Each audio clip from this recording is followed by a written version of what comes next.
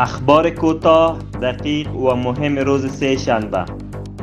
اظهارات جدید وزارت امور خارجه در رابطه با اتصال افغانستان به دهلیز اقتصادی سفیک چین و پاکستان. معاون سخنگوی وزارت امور خارجه میگوید که با اتصال این دهلیز اقتصادی افغانستان به منطقه و کشورهای اروپایی وصل می شود.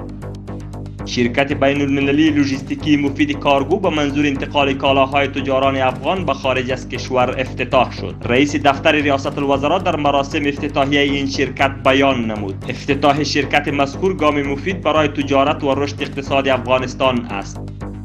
محمد نبی عیسی بازیکن تیم ملی کرکت افغانستان با دکتر قلندر عباس سرپرست وزارت صحت عامه در مورد چگونگی ساخت شفاخانه سرطان گفتگو نمود. سرپرست وزارت صحت عامه در مورد اعمال شفاخانه مذکور اطمینان هر نوع همکاری را سپرد و به تیم‌های تکنیکی وظیفه سپرد تا به اسرع وقت به پلان استراتژیک و کارهای اساسی اقدام نمایند.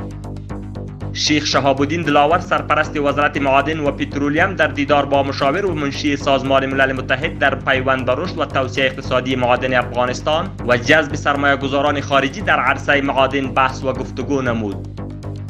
وزارت دفاع ملی میگوید معاینه تکنیکی طیاره سوپر تکان A-29 توسط تیم تکنیکی مراقبت و نظارت قماندانی هوایی مزار شریف صورت گرفت و آماده پرواز شد. در اداره اسبق عین الله معاون امنیت ولسوالی بگرامی ولایت کابل از طریق کمیسیون تماس با شخصیت‌های افغان به کشورش بازگشت.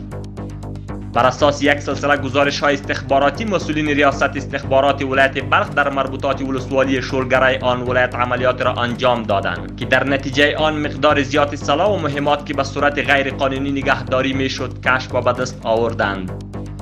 مولوی عبدالرحمن رحمانی معاون شرکت برشنا میگوید برای آبادی افغانستان آماده هر نوع قربانی هستیم.